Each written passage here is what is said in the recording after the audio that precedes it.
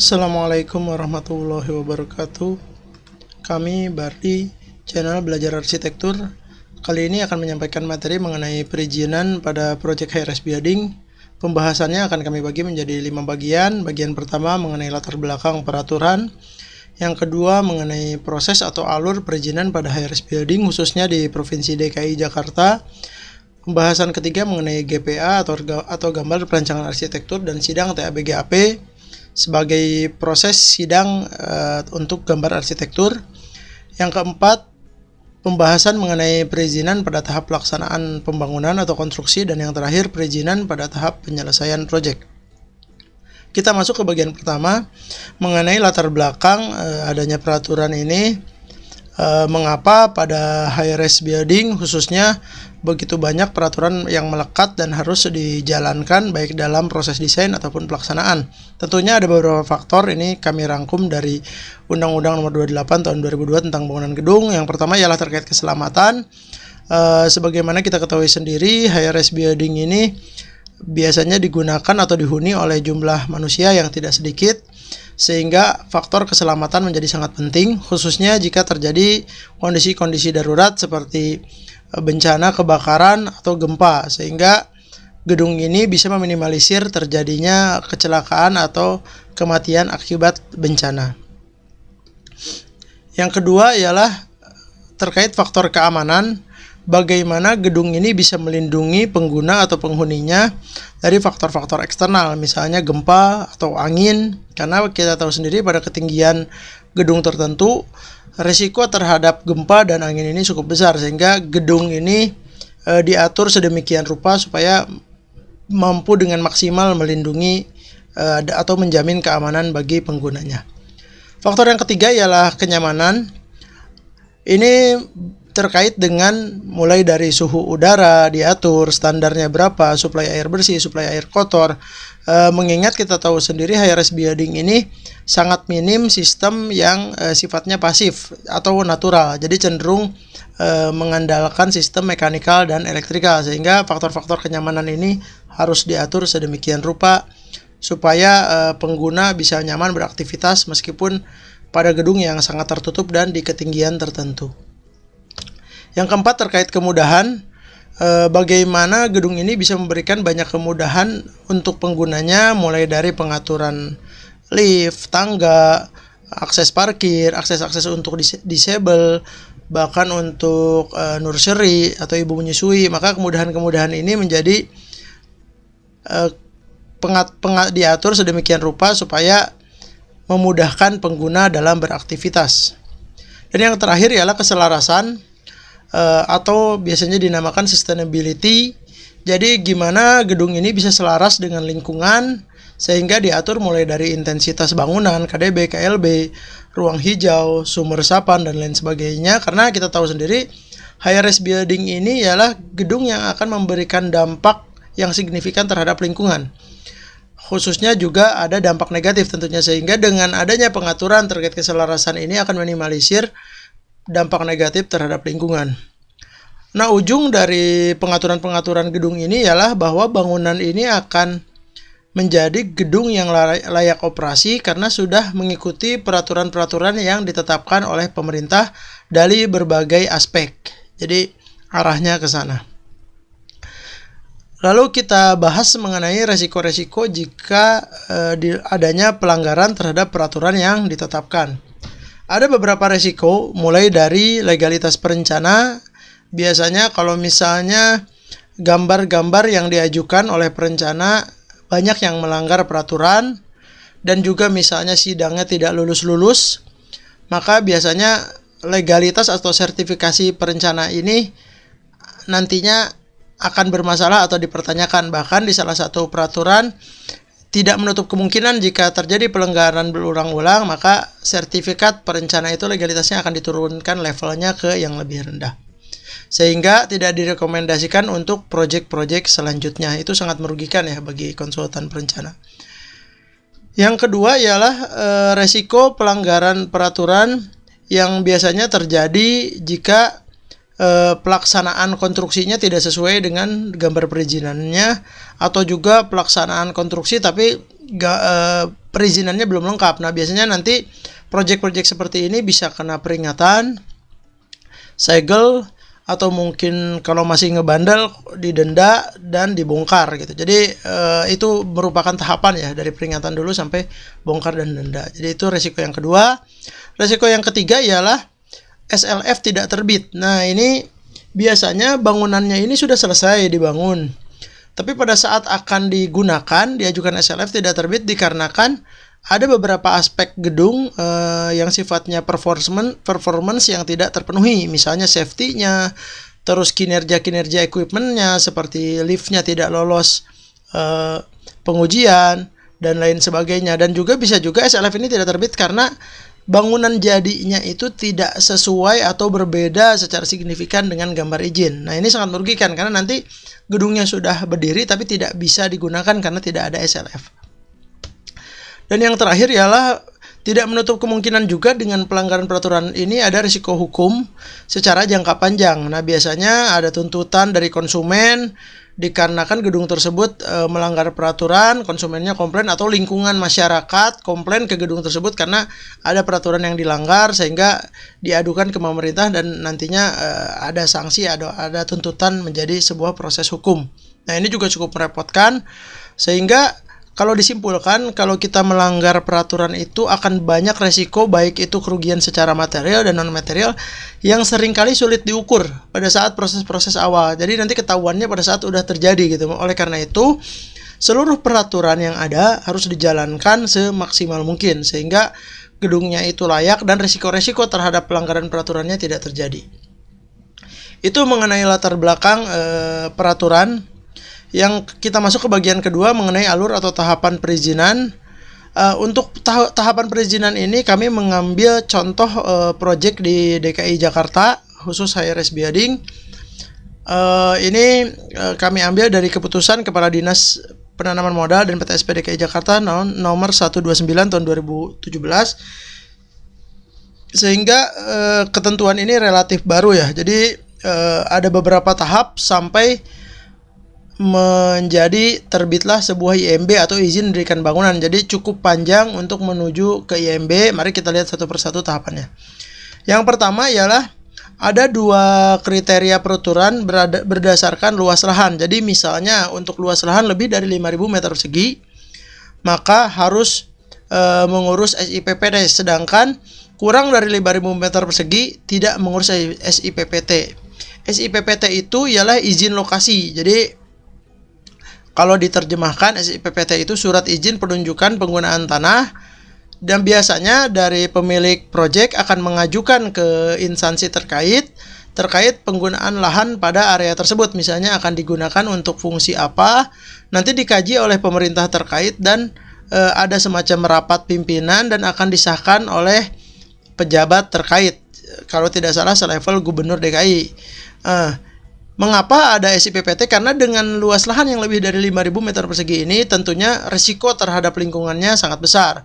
Sehingga perlu dikaji oleh instansi terkait secara lebih mendalam, dan juga pada SIPPT ini atau izin lokasi biasanya disebutnya ada komitmen penyerahan luang. Jadi maksudnya gini, kalau misalnya pada lahan tersebut ada rencana pelebaran jalan, maka pelebaran jalan tersebut harus diserahkan kepada pemerintah pada saat gedung ini selesai. Beda untuk kasus proyek di bawah luas 5.000 meter persegi.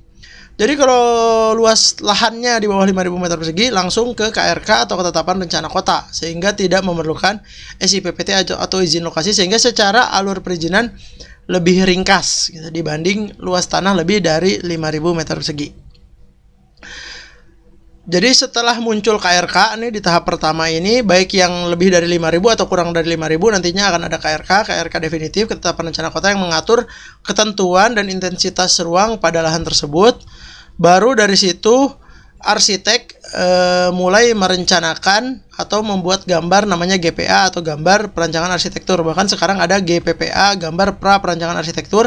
Intinya ialah gambar-gambar skematik mulai dari block plan, set plan, denah-denah, tampak potongan yang menceritakan atau menginformasikan mengenai maksud proyek, apa yang akan dibangun, dan juga sudah mengakomodir peraturan atau ketentuan yang tercantum di dalam KRK. Jadi gambarnya ini gambar yang sudah mengakomodir batasan-batasan pada KRK.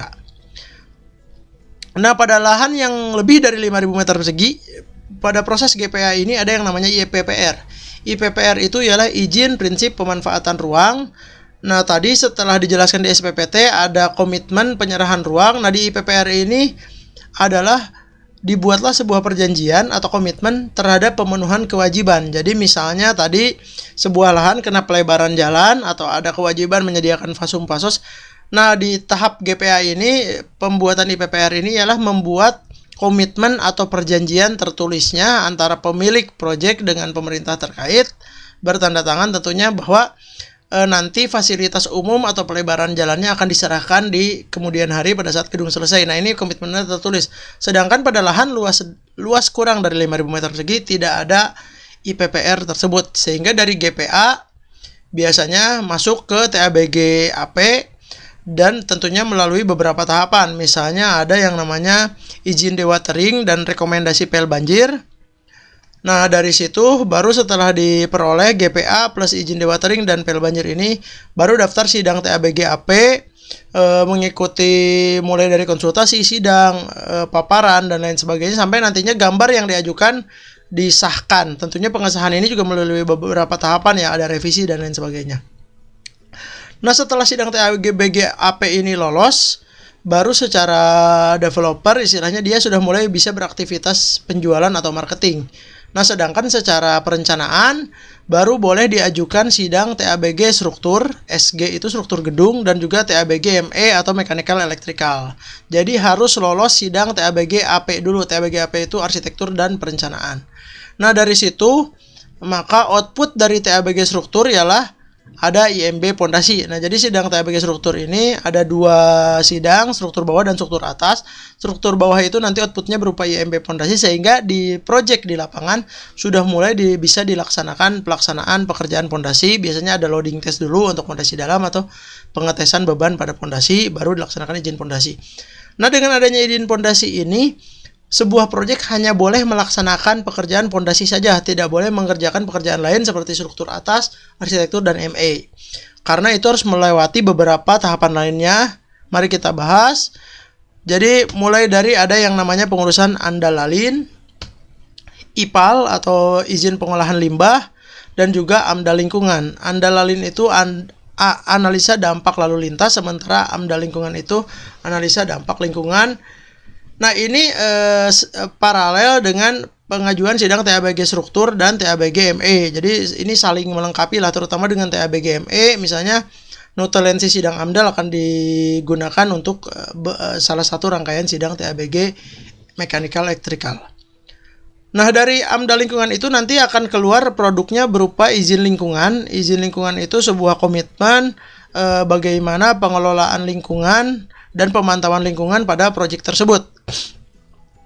Nah, setelah izin lingkungan terbit, AMDAL-LALIN ada, IPAL selesai, TABG MS selesai, sidangnya TABG struktur selesai, barulah terbitlah IMB. Jadi IMB itu ialah sebuah izin yang ending dari seluruh rangkaian proses yang cukup panjang ini. Jadi IMB itu izin dirikan bangunan, baru secara pelaksanaan dia boleh melaksanakan konstruksi secara keseluruhan. Jadi yang tadi kalau IMB pondasi hanya pondasi saja, kalau IMB keseluruhan itu mulai dari struktur atas, fasad, pekerjaan MEP sudah dilaksanakan semua. Sehingga untuk memperoleh IMB itu ya semua sidang, baik itu sidang arsitektur, struktur ME sudah lolos, termasuk juga izin-izin lain seperti AMDAL-LALIN, IPAL, dan AMDAL lingkungan atau izin lingkungan, baru IMB. Prosesnya bervariasi ya, tidak bisa diukur berapa waktunya, yang pasti rangkaiannya cukup panjang gitu dengan berbagai tahapan. Nah, kita masuk ke TABG. Karena kita konteksnya ialah bidang perencanaan, TABG itu apa? Jadi TABG itu ialah tim ahli bangunan gedung, berupa sekumpulan ahli yang ditunjuk oleh Pemda atau provinsi untuk memberikan pertimbangan teknis berupa nasihat, pendapat, dan profesional, serta memberikan masukan dalam penyelesaian masalah penyelenggaraan bangunan gedung. Jadi mereka ini ditunjuk untuk menguji gambar-gambar perencanaan yang diajukan. Siapa saja anggota TABG ini? Pertama dari akademisi, biasanya perguruan tinggi, mungkin biasanya guru besar, terus ada asosiasi profesi. Kalau di arsitektur itu berarti orang-orang dari IAI atau Ikatan Arsitek Indonesia, dan juga instansi pemerintah terkait dari PTSP biasanya, atau perizinan terpadu satu pintu. Nah, ada 3 buah sidang yang kami temui di Project DKI Jakarta. Pertama TABG AP atau Arsitektur dan Perkotaan, TABG SG Struktur Gedung, dan TABG ME Mekanikal Elektrikal. Jadi kalau teman-teman nanya sidang TABG AP itu apa, ya intinya gambar dari konsultan perencana diajukan ke pemerintah. Pemerintah akan ngecek bagaimana gambar tersebut, apakah sesuai dengan peraturan atau tidak, layak mendapatkan izin atau tidak, akan dinilai dan diuji oleh tim TABG tersebut. Jadi kurang lebih seperti itu. Untuk lebih detailnya bisa dibaca di Permen PU nomor 26 tahun 2007 tentang pedoman tim TABG. Itu mengenai TABG. Kita masuk karena kita lingkupnya arsitektur mengenai bagian selanjutnya GPA dan sidang TABG AP atau Arsitektur Perencanaan. Jadi GPA itu apa? GPA itu ialah gambar perencanaan arsitektur. Isinya ialah kurang lebih pertama mengenai konsep. Jadi nanti itu arsitek akan menjelaskan konsep gedungnya kepada pada saat paparan kepada para penguji tim TABG AP, mulai dari informasi lahan, fungsi bangunan, konsep desain arsitekturalnya seperti apa, mulai dari bahan massa, fasad, terus konsep keselamatan kebakarannya gimana, aspek bangunan hijau seperti KDH, tata air, zero runoff, juga termasuk sistem pembuangan sampah. Itu mengenai presentasi konsep, nanti dipresentasikan atau pada saat paparan. Nah, selain presentasi juga ada gambar-gambar prarencana yang disubmit atau diujikan. Jadi mulai dari deskripsi project, peta lokasi, block plan, set plan, denah, tampak, potongan, dan 3D image. Biasanya 3D image itu plus juga file 3D-nya dipresentasikan di depan para tim TABG AP itu. Biasanya kalau filenya 3D Max atau SketchUp itu siapa tahu penguji pengen lihat sisi yang lain dari bangunan tersebut. Kalau image kan cuma satu view doang biasanya. Jadi itu yang diujikan, termasuk juga gambar-gambar detail teknis seperti detail tangga darurat, detail rem, detail sumur resapan, rencana jalur evakuasi, fasilitas atau akses bagi penyandang disabilitas, serta detail tampak atau fasad. Nah, nanti tampak itu akan berhubungan dengan aspek bangunan hijau, merupakan yaitu perhitungan OTTV atau overall thermal transfer value. Nah, selain gambar-gambar ada juga perhitungan yang disubmit untuk kepentingan sidang TABG AP itu dan akan dicek tentunya, yaitu pertama tabel perhitungan intensitas dan kebutuhan parkir. Tabel tersebut akan menunjukkan kesesuaian antara gambar yang diajukan, nanti ada polyline-nya, ada luasan-luasannya dengan KRK atau ketetapan rencana kota. Jadi mulai dari KDB, KLB, rasio parkir semua dicek di situ, termasuk perhitungan OTTV juga disubmit, nanti dicek bagaimana fasad tersebut transfer panasnya seperti apa, apakah lolos atau tidak.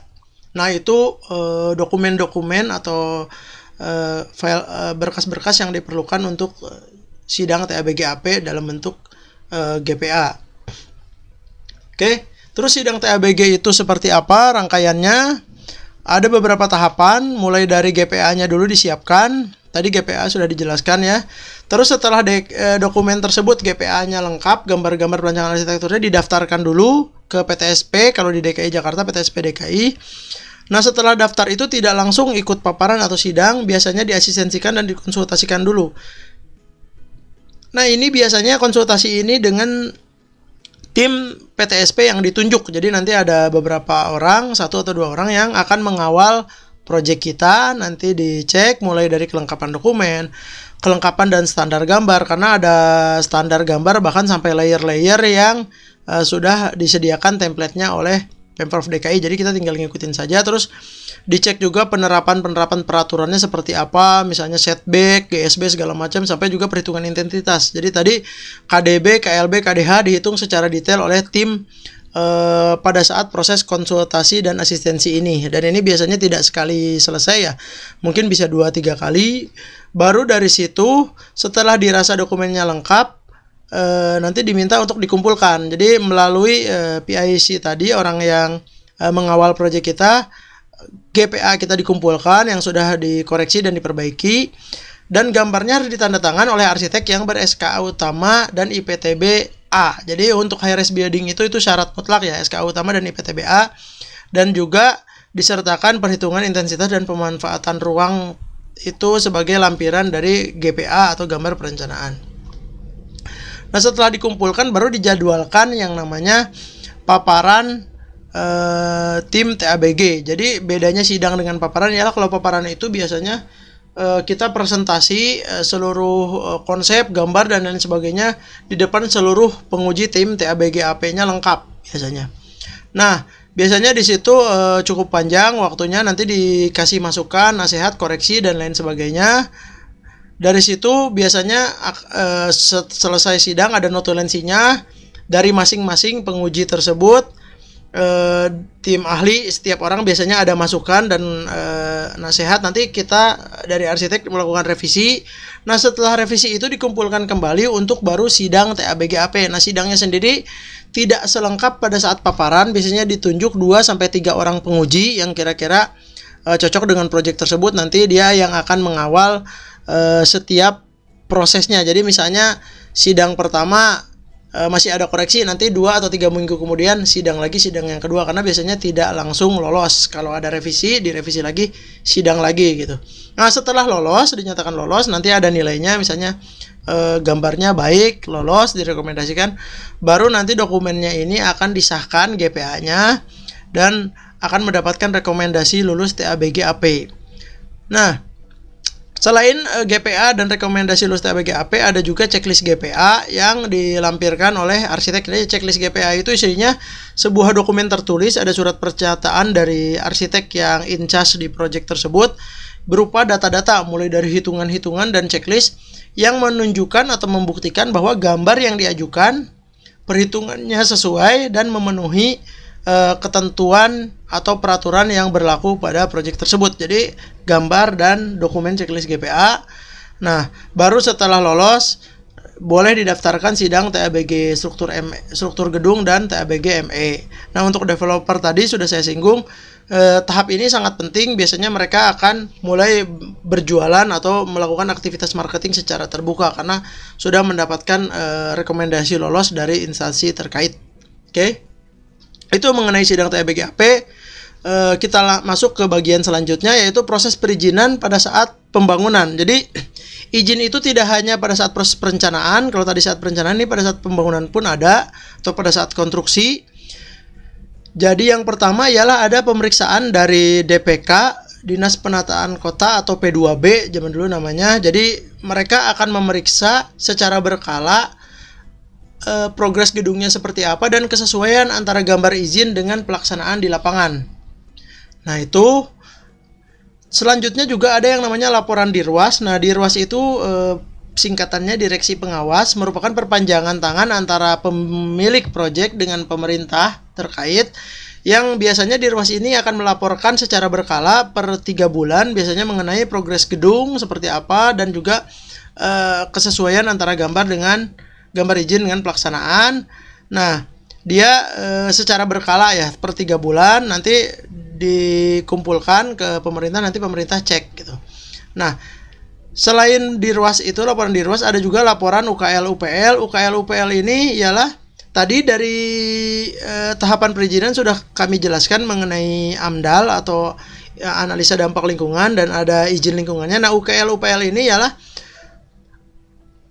upaya pengelolaan lingkungan dan pemantauan lingkungan yang memastikan bahwa proyek ini berkomitmen dalam pengelolaan lingkungan. Nanti ada pengecekan kebisingan, polusi, kualitas air di sekitar proyek. Nah, ini untuk menunjukkan bahwa proyek ini tidak memberikan dampak yang negatif terhadap lingkungan, sehingga ini juga disubmit secara berkala per 3-4 bulan sekali. Jadi pada saat gedung itu dibangun pun proses perizinan tetap ada gitu, nggak selesai di IMB saja. Baik itu pemeriksaan dari DPK dan juga pelaporan bangunan. Nah, umumnya sih rata-rata sekitar 3-4 bulan sekali. Itu mengenai perizinan pada saat konstruksi. Kita masuk ke perizinan saat proyek selesai atau serah terima proyek. Di sini izinnya ialah SLF atau sertifikat layak fungsi. SLF itu ialah sertifikat yang diberikan oleh pemerintah terhadap bangunan yang memenuhi persyaratan kelayakan fungsi baik secara teknis atau dan juga administratif sebelum dimanfaatkan. Dan SLF ini akan diperpanjang per 5 tahun secara periodik ya. Jadi tidak berhenti pada saat SLF selesai gedung saja, tapi nanti per 5 tahun akan dicek pada saat gedung beroperasi. Ini bisa dibaca di Permen PU nomor 25 tahun 2007 tentang pedoman SLF, dan juga Perda Provinsi DKI nomor 7 tahun 2010 tentang bangunan gedung. Apa saja yang diperlukan untuk menyiapkan SLF atau sertifikat layak fungsi ini? Pertama ialah izin-izin awal disiapkan mulai dari KRK, rekomendasi TABG, dan juga IMB atau izin mendirikan bangunan, dan juga laporan proyek selesai. Nah ini tadi kalau di ruas itu kan melaporkan per 3-4 bulan pada saat proyek berjalan. Nah pada saat proyek selesai pun ini di ruas akan melaporkan lagi ke pemerintah sebagai perpanjangan tangan kita bahwa gedung ini sudah selesai, ada fotonya, ada laporan progresnya, dan lain sebagainya. Dan juga disubmit juga as-built drawing atau gambar yang sesuai dengan pelaksanaan konstruksi. Nah ini juga akan dicek kesesuaian antara gambar izin awal dengan as-built drawing atau gambar pada saat terbangun. Nah biasanya di as-built drawing ini arsitek akan terlibat untuk menandatangan gambar as-built drawing tersebut untuk memastikan bahwa izin yang diajukan sesuai dengan pelaksanaan di lapangan. Dan yang terakhir ialah ada yang namanya rekomtek atau rekomendasi teknis. Ini ada beberapa bagian, mulai dari genset, lift, gondola, penangkal petir, proteksi dan penyelamatan kebakaran, serta SLO atau sertifikat layak operasi PLN. Nah ini dokumennya berupa rekomendasi teknis, jadi setiap equipment yang disebutkan tersebut akan dites dan akan mendapatkan rekomendasi teknis masing-masing, misalnya mengenai proteksi dan penyelamatan kebakaran dari Dinas Damkar, SLO PLN yang tentunya dari PLN, mengenai lift dari Dinas Tenaga Kerja biasanya. Jadi ada beberapa rekomendasi teknis yang harus disiapkan. Baru setelah semuanya lengkap diajukan ke pemerintah, diusulkan pengajuan SLF, nanti akan ada pemeriksaan pembangunan. Jadi nanti ada tim PTSP yang datang untuk ngecek apakah layak gedung ini, apakah sudah benar-benar selesai dan lain sebagainya. Dan juga dicek antara gambar SB drawing sama perizinannya bagaimana, sama realisasi di lapangannya seperti apa. Baru setelah dianggap layak atau oke, diterbitkanlah SLF. Nah biasanya juga nggak langsung terbit ya. Dari pemeriksaan tersebut ada koreksi-koreksi ya, biasanya akan diperbaiki oleh pemilik proyek, baru SLF-nya akan terbit. Nah itu tadi nanti per 5 tahun sekali diperpanjang. Oke, demikian materi mengenai proses perizinan pada HRS Building. Kebetulan proyeknya contohnya di DKI Jakarta, di mana paling banyak gedung HRS memang di DKI, sehingga perizinan-perizinan di DKI Jakarta itu seringkali dijadikan acuan untuk proyek-proyek di daerah lain gitu, atau di kota-kota besar yang lainnya. Demikian materi dari kami. Jika ada masukan, saran, atau pertanyaan langsung saja diisi di kolom komentar. Terima kasih banyak. Mohon maaf apabila ada kesalahan perkataan dan penyampaian materi. Wassalamualaikum warahmatullahi wabarakatuh.